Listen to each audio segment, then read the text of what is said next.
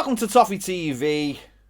Well, Carlo Ancelotti's held his press conference ahead of tomorrow's game against Burnley and said he's not focused on bringing signings in at the moment. Obviously, the transfer window opens in just short of 4 weeks' time. But the manager said he's got 8 games between now and then, and that's where his focus in.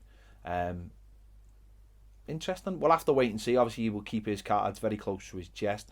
And to be honest, that's Marcel Brand's job, really, isn't it? To make sure Everton are looking at targets. You would like to think that Everton will go out there and look to bring 1 or 2 in. The squad could certainly do with it in key areas. Obviously, the full-back area, certainly in the right-back area, but also midfield as well. Obviously, Everton, if they have identified those players, you'd like to think they would have ahead, even if it's ahead of a move in the summer. We'll have to wait and see whether Everton do manage to bring anyone in, or whether they can bring anyone in, whether the finances will allow them to, the financial fair play that have been suspended for this season. And surely you'd imagine they'd be suspended for possibly next season as well, with everything that's gone on this season. Obviously, we're only just seeing a return of fans in some places, not all places, well, very few places actually.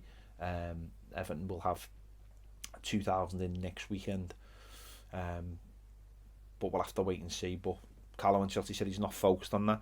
On the injury front, Seamus Coleman is still missing for tomorrow's game. The manager said he's training individually, which again isn't a great sign. Obviously, Luca Dean won't be available for 2 to 3 months, and Jean-Philippe Gbamin is still yet to return from France. That will happen pretty soon. So Seamus Coleman missing again.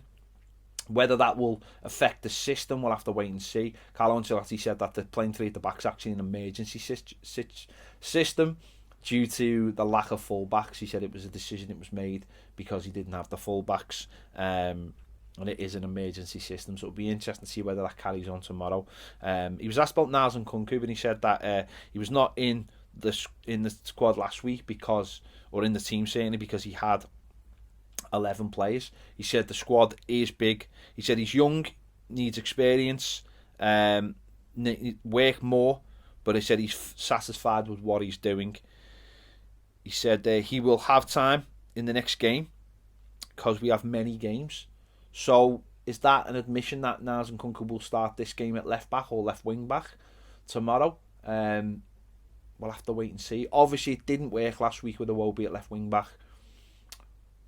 Will Nkounkou play that role, or will we go back to 4-3-3? We'll have to wait and see on that one. But it does sound promising for the player, and as the manager alluded to there are a lot of games coming up, and that squad will be tested, and he will have to make decisions to leave some players out.